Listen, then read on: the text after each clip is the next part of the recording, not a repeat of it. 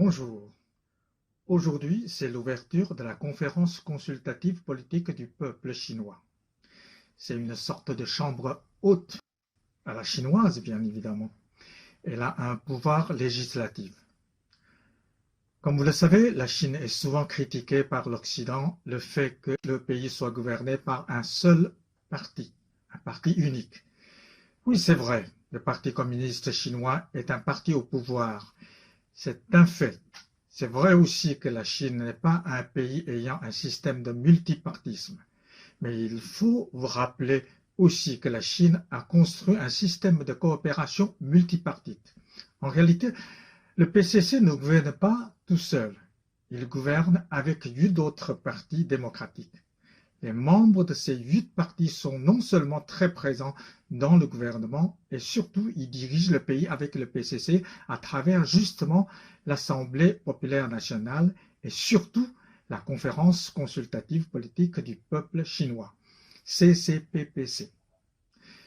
Je voudrais vous présenter un certain Chen Zhu comme exemple, un non-communiste francophone d'ailleurs, qui a obtenu son doctorat en médecine en France et qui parle parfaitement le français, est le président du Parti démocratique des paysans et des ouvriers.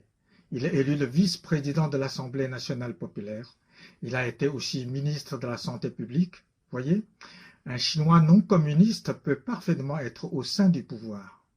C'est pourquoi je crois que la Chine est gouvernée par le peuple à travers d'un parti unique, aidé par les autres organismes politiques. Et le CCPPC qui s'ouvre aujourd'hui joue un rôle essentiel. Bien évidemment, j'avoue volontiers que le PCC est le parti le plus important et surtout irremplaçable. Il faut faire très attention qu'il existe une énorme différence entre un parti chinois et un parti occidental. C'est la représentativité. En France, un parti au pouvoir comme le parti La République en marche n'a que, en général, quelques dizaines de centaines de milliers d'adhérents.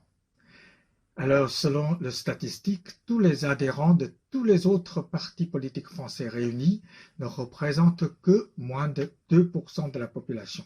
Tandis qu'en Chine, le seul parti communiste a déjà plus de 91 millions de membres, qui représentent plus de 9% de la population.